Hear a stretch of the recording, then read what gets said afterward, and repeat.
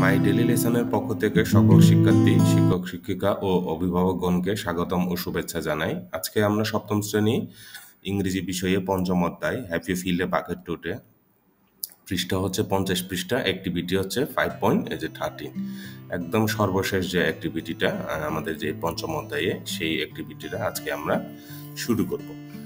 তো যেটা 5.13 যে অ্যাক্টিভিটিটি বলা আছে, যে আমরা যদি বাংলায় যদি বলি, যে প্রথমে আমাদেরকে দলে ভাগ হয়ে একটা গল্প লিখতে হবে আলোচনা করে।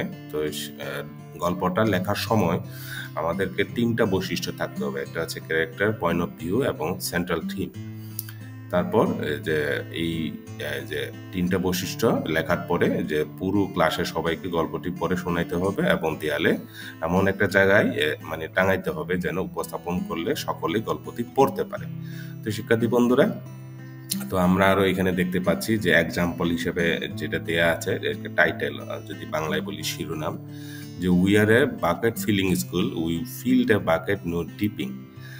তো থিমও দেয়া আছে, থিমটা হইতে হবে, এখানে অনেকগুলো থিম, কয়েকটা অপশন দেয়া আছে, যে ইউর কাইন্ডনেস হইতে পারে, পোলাইটনেস হইতে পারে, তারপর হচ্ছে এই যে সেলফ্রিনেস etcetera to fill your bucket and other bucket.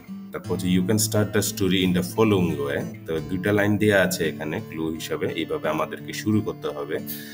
যেটা হচ্ছে, one day when I was entering my school I saw a wounded puppy sitting on the steps of the school building. I was so sorry to see the puppy. So তো এখানে এইভাবে শুরু করে dot dot, তারপর হচ্ছে or like the example given above you can start your own story, now it's your turn to complete the story.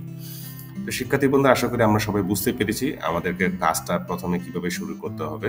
তো শুরু করার আগে শিক্ষার্থী বন্ধুরা, তোমরা যারা আমার এই চ্যানেলটা এখনো সাবস্ক্রাইব করো নাই, এখনই তোমরা সাবস্ক্রাইবটা করে ফেলো। তো আমরা শুরু করি।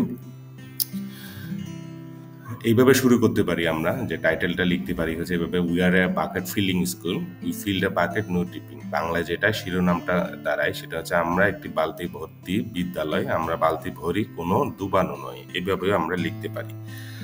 তারপর আমি শিক্ষার্থী বন্ধুরা, আমি বাংলায় পড়বো, তো যেটা ইংরেজিতে দেয়া আছে, আমাদের সময়টা কম লাগার জন্য তোমরা ইংরেজিতে পড়ে নিতে পারো। আর হ্যাঁ, আমরা এখানে ছবি একটা দেখতে পাচ্ছি, একটা ছেলে ছবি, এই যে স্কুলের ঢুকতে যে সিঁড়িটা সেখানে। তো এইভাবে শুরু হয় গল্পটা, যে একদিন আমি যখন আমার স্কুলে প্রবেশ করছিলাম তখন দেখলাম স্কুলের ভবনের সিঁড়িতে একটি আহত কুকুরছানা বসে আছে। কুকুরছানা দেখে আমার খুব খারাপ লাগলো, তাই আমি সাহায্য করার জন্য একটু সময় নেওয়ার সিদ্ধান্ত নিয়েছি। আমি আলতো করে কুকুরছানাটির কাছে গেলাম আর ভীত চোখে এবং ছোট ঝিকিমিকি লক্ষ্য করলাম। এটি পাশে হাঁটু গেড়ে বসে। আমি এটির ক্ষত পরীক্ষা করার সময় এটিকে শান্ত করার জন্য আলতো করে বললাম, দেখে মনে হচ্ছিল এটির পায়ে একটি ছোট কাটা আছে। তারপর হচ্ছে আমরা যদি দেখি, যেটা গল্পের পরবর্তী অংশটা, আমি কুকুরছানাটিকে সেখানে রেখে যেতে পারবো না জেনে আমি আমাদের স্কুলের নার্সের অফিসে ছুটে যাই। নার্স যে লুসি, এই যে আমরা আরেকটা চরিত্র এখানে দেখতে পাচ্ছি, এই যে লুসি, যে একটা ক্যারেক্টার। আমি নিঃশ্বাস বললাম, তারপর হচ্ছে, বাইরে একটা আহত কুকুরছানা আছে, আপনি কি আমাকে সাহায্য করতে পারেন? বিনা দ্বিধায় নার্স লুসি একটি প্রাথমিক চিকিৎসা কিট ধরলেন, মানে হচ্ছে যে ফার্স্ট এড কিট বক্সটা, এই যে আমরা দেখতে পাচ্ছি যে নার্সের হাতে, এবং আমার পদক্ষেপ অনুসরণ করলেন। তারপর যদি এরপরের যে অংশটা যদি দেখি, আমরা যখন আমরা কুকুরছানাটির দিকে ঝুঁকছিলাম তখন আমার কয়েকজন সহপাঠী চারপাশে জড়ো হয়েছিল, কি ঘটছে তা জানতে আগ্রহী। কুকুরছানাটিকে দেখে তাদের যে অভিব্যক্তি, যে ইমপ্রেশনটা নরম হয়ে গেল। পুয়ার থিং, আমার বন্ধু মিয়া বললেন। তো এখানে আরেকটা ক্যারেক্টার আমরা দেখতে পাচ্ছি, যে আমার বন্ধু মিয়া নামে একজন আছে। তারপর হচ্ছে, সাহায্যের জন্য আমরা কি করতে পারি। আমি পরামর্শ দিয়েছিলাম যে আমরা আমাদের বিরতির সময় কুকুরছানাটি দেখাশোনা করি এবং এটি নিশ্চিত করে যে এটি নিরাপদ এবং প্রিয় বোধ করে। তারপরের অংশটা আমরা যদি দেখি, এই যে গল্পের এখানে আমরা ছবি দেখতে পাচ্ছি, যে কুকুরছানাটি ক্ষত পরিষ্কার এবং ব্যান্ডেজ করার সময় আমাদের অধ্যক্ষ আমাদের সাথে যোগ দিয়েছিলেন। মনে হচ্ছে এই ছোট্টটি একটি অস্থায়ী বাড়ির দরকার। তিনি বলেছিলেন, কেউ কি জানেন যে আমরা এটি কোথায় নিতে পারি? আরেকজন ছাত্র জ্যাক হাত তুলল। তো জ্যাক নামে আরেকজন ছাত্র, আমরা এখানে আরেকটা ক্যারেক্টার দেখতে পাচ্ছি, শিক্ষার্থী বন্ধুরা, তোমরা নোটটা নিবে। তারপর হচ্ছে আরেকজন যে ছাত্র জ্যাক হাত তুললো, আমার মা পশুর আশ্রয়ে স্বেচ্ছাসেবক, তাদের জায়গা আছে কিনা দেখতে আমি তাকে ফোন করতে পারি। তো এইভাবে মানে চলতে থাকে গল্পটা। তারপরে গল্পের অংশটা হচ্ছে যে বেলা বাড়ার সাথে সাথে আমি আমাদের স্কুলের পরিবেশের পরিবর্তন লক্ষ্য করলাম। কুকুর ছানাটিকে সাহায্য করার জন্য আমাদের যে ভাগ করা মিশনের কারণে সবাই আরো প্রফুল্ল এবং একতাবদ্ধ ছিল। আমরা উদারতা এবং সহানুভূতির সাথে একে অপরে বালতি পূরণ করছিলাম। তো এখানে এইভাবে যে লিঙ্ক করা হচ্ছে যে বাকেট ফিলিং যে বিষয়টা এই গল্পের মাধ্যমে। তারপরে যে আমরা যদি দেখি দুপুরে খাবারের সময় আমরা ছায়ায় কুকুর ছানাটির জন্য একটি আরামদায়ক জায়গা তৈরি করেছিলাম এবং এটির সাথে বসে পালা করে নিয়েছিলাম যে এটিকে আলতো করে পোষায় এবং নিশ্চিত করেছিলাম যে এতে পানি আছে। এমনকি কিছু শিক্ষক আমাদের উৎসর্গ দেখে হাসি মুখে এটি পরীক্ষা করতে এসেছিলেন। তারপর যদি দেখি আমরা গল্পে যে দিনের শেষে জ্যাকের মা, তো এখানে জ্যাকের মা আর একটা ক্যারেক্টার এখানে আমরা পাচ্ছি। তো কি বলছে এখানে, দিনের শেষে জ্যাকের মা কুকুর ছানাটিকে তুলে নেওয়ার জন্য আশ্রয়ের ব্যবস্থা করেছিলেন। আমরা আমাদের ছোট বন্ধুকে বিদায় জানানোর সাথে সাথে আমাদের মধ্যে কৃতিত্ব এবং উষ্ণতা অনুভূতি ছিল। আমরা জানতাম যে আমরা একটি পার্থক্য তৈরি করেছি, শুধুমাত্র কুকুর ছানাটির জন্য নয়, বরং একে অপরের জন্য। তারপর হচ্ছে এই অভিজ্ঞতা আমাকে শিখিয়েছে যে দয়া সংক্রামক। হ্যাঁ, তারপর আহত কুকুর ছানাটির যত্ন নেওয়ার মাধ্যমে আমরা কেবল তার বালতিটি ভালোবাসা এবং যত্ন দিয়েই পূরণ করিনি, বরং আমাদের যে নিজস্ব বালতিও সুখ এবং গর্বের সাথে পূরণ করেছি। আমাদের স্কুলে আমরা শিখেছি যে দয়ার ছোট কাজগুলো একটি প্রবল প্রভাব তৈরি করতে পারে, অনেক হৃদয়কে স্পর্শ করে এবং আমাদের কাছাকাছি নিয়ে আসে। শিক্ষার্থী বন্ধুরা, তো আমরা মোটামুটি গল্পটা এইভাবে যে মোটামুটি শেষ পর্যায়ে চলে আসছি।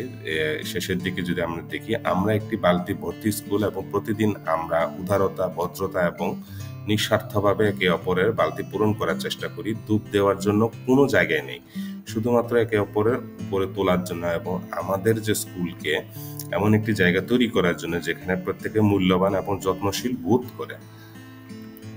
তারপর হচ্ছে এইভাবে গল্পটা শেষ হয়। শিক্ষার্থী বন্ধুরা, আমাদের যে কাজটা ছিল শুরুতেই টেক্সট হয়ে তোমাদের যে 5.13 যে অ্যাক্টিভিটিটা, এখানে যদি আমরা দেখি যে মনে রেখো যে তোমাদের গল্পে যে 3টি বৈশিষ্ট্য থাকতে হবে, ক্যারেক্টার, পয়েন্ট অফ ভিউ এবং সেন্ট্রাল থিম। তো শিক্ষার্থী বন্ধুরা, এখন আমরা দেখবো আমরা এতক্ষণ ধরে যে গল্পটা আমরা তৈরি করেছিলাম সেই গল্পের থেকে যে ক্যারেক্টার, পয়েন্ট অফ ভিউ এবং সেন্ট্রাল থিম কোথায় কোথায় কিভাবে আছে সেটা আমরা ফাইন্ড আউট করবো, খুঁজে দেখবো। হ্যাঁ, তো নেম অফ ক্যারেক্টারিস্টিক্স হচ্ছে প্রথমে আমরা যেটা জানি ক্যারেক্টার, তারপর হচ্ছে পয়েন্ট অফ ভিউ, তারপর হচ্ছে সেন্ট্রাল থিম। তো আমরা এক এক করে যাব। প্রথমে যাব হচ্ছে ক্যারেক্টারে। হ্যাঁ, ক্যারেক্টারে যদি আসি আমরা, তো এখানে দেখতে পাচ্ছি যে এই গল্পের মধ্যে যে চরিত্রগুলি কি কি ছিল। ন্যারেটর ছিল যেটা হচ্ছে স্টুডেন্ট একজন স্টুডেন্ট কিন্তু বলছিলেন কিন্তু গল্পটা। হ্যাঁ, তারপর হচ্ছে ওয়ান্ডেড পাপি,